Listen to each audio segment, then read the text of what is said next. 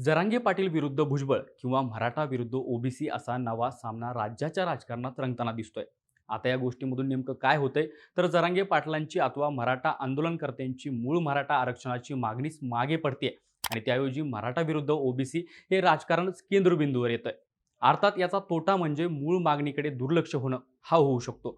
मराठा विरुद्ध ओबीसी हे राजकारण सुरू राहिलं तर हे राजकारण मिटवणं या गोष्टीकडे लक्ष केंद्रित होईल व त्यातून आरक्षणाचा मूळ प्रश्नच विसरला जाईल असं म्हणता येत आहे.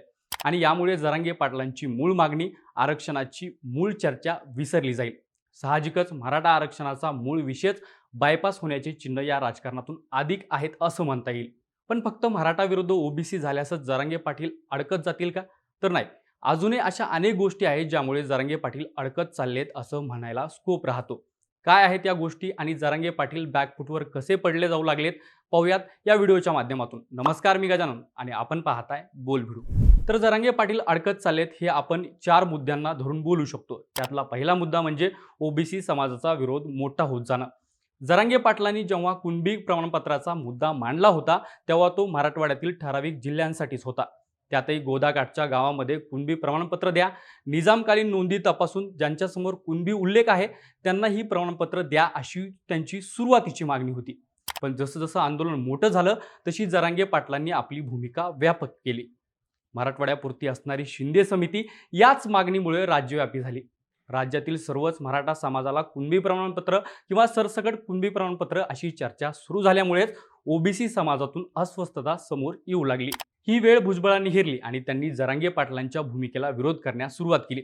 जरांगे पाटलांच्या आंदोलनावेळी झालेला लाठी हल्ला व मूळ मागणी यामुळे सुरुवातीच्या काळात जरांगे पाटलांना मोठ्या प्रमाणात सर्वसामान्य नॉन मराठा समुदायाकडून देखील पाठिंबा मिळत गेल्याचं दिसलं.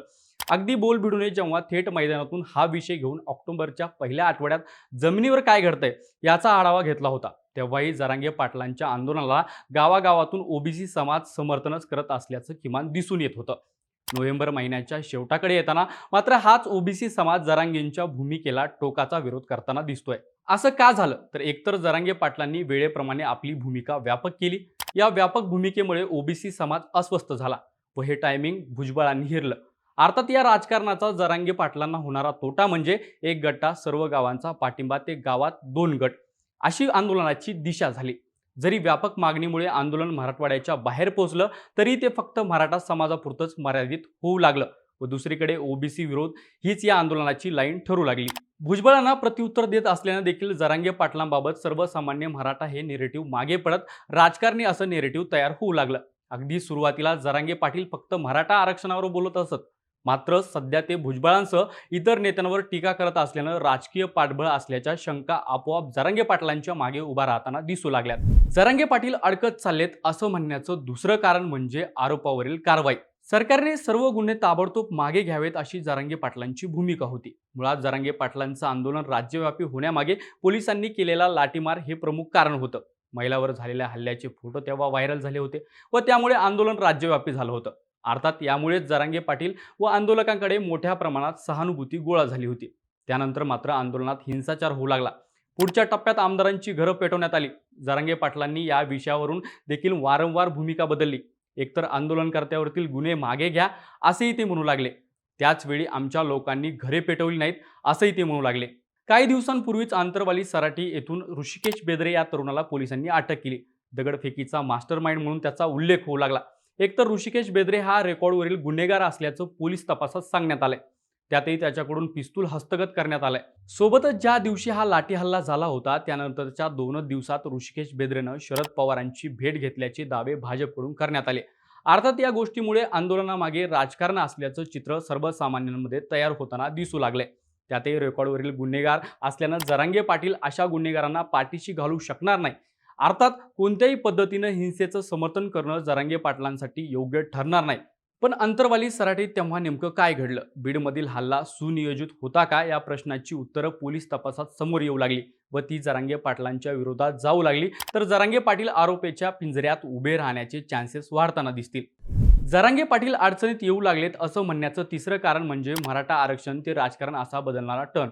सुरुवातीच्या काळात जरांगे पाटील राजकारणाबद्दल बोलत नव्हते. अर्थात त्यामुळे एक सर्वसामान्य मराठा तरुण ज्याचं लक्ष फक्त मराठा आरक्षण आहे असं चित्र निर्माण झालं व जरांगे पाटलांना मराठा समाजासह व्यापक समाजातून पाठिंबा मिळत गेला.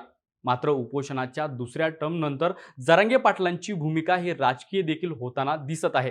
बारामतीपासून ते इस्लामपूर आणि महाड ते ठाणे अशा राज्याच्या वेगवेगळ्या भागात जरांगे पाटलांच्या सभा झाल्या. पहिल्या टर्ममध्ये जरांगे पाटलांच्या भाषणात गरीब मराठा व आरक्षणाची का गरज आहे अशी मांडणी असायची. आता मात्र या मांडणीसोबत भुजबळ, ओबीसी नेते व पारंपरिक व स्थानिक मराठा नेत्यावरील टीकेचा देखील सहभाग झालाय.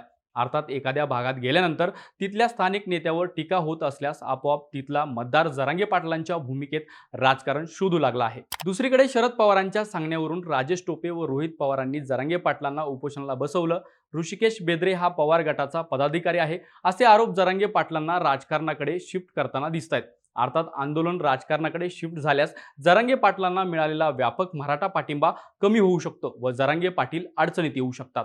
जरांगे पाटील अडचणीत येऊ लागलेत असं म्हणण्याचं चौथं कारण म्हणजे मराठा आंदोलनकर्त्यांमध्ये देखील निर्माण होणारं फुटीचं चित्र. आंदोलनाच्या पहिल्या टप्प्यात जरांगे पाटलांनी संपूर्ण मराठा समाजाला आपल्यासोबत उभा करण्यात यश मिळवलं. प्रसंगी आपली भूमिका व्यापक करत त्यांनी पश्चिम महाराष्ट्र व कोकण सारख्या ठिकाणावरून देखील आपल्या मागे समाज उभा करण्यात यश मिळवलं.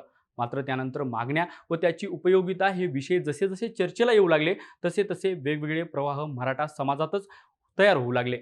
सरसकट कुणबी प्रमाणपत्र जरी मिळालं तरी पूर्वीपासून असणाऱ्या ओबीसी आरक्षणात मराठ्यांना किती वाटा मिळणार असा प्रश्न विचारला जाऊ लागला. त्यातही रोहिणी आयोगापासून ते अनेक प्रश्न पुढे करून खरंच ओबीसी मार्गाने आरक्षण मिळवणं प्रॅक्टिकली शक्य आहे का अशी मांडणी अभ्यासकाकडून होऊ लागली. जर का कुणबी प्रमाणपत्र मिळून ओबीसी मार्ग खुला झाला तरी वाटा किती हा प्रश्न चर्चेत आला. असं झालं तर पश्चिम महाराष्ट्रातून विशेषतः ज्यांच्याकडे कुणबी नोंदी नाहीतच अशा मराठ्यांचं काय होणार म्हणून नोंदी नसणारे मराठा जरांगे पाटलांच्या मागणीचा विरोध करू लागले. कुणबी होण्यापेक्षा स्वतंत्र आरक्षण मिळवण्याचे प्रयत्न करावेत, ती मागणी लावून धरावी ज्यामुळे सर्व मराठ्यांना आरक्षण मिळेल तसेच आरक्षणाची टक्केवारी देखील जास्त असेल असा दुसरा प्रवाह या काळात तयार झाला. आजही या मागणीचा प्रतिवाद करताना गरज असेल त्यांनी कुणबी प्रमाणपत्र घ्या असा प्रतिवाद जरांगे पाटील करताना दिसतात. वास्तविक काही मराठे कुणबी झाले तर मराठा आरक्षणाची मूळ मागणी मागे पडेल अशी भीती वाटत असल्यानं जरांगे पाटलांनी दोन्ही पर्यायांना पुढे करणं आवश्यक ठरतं. असो तरी मूळ मुद्दा राहतो तो वेगवेगळ्या प्रवाहांचा.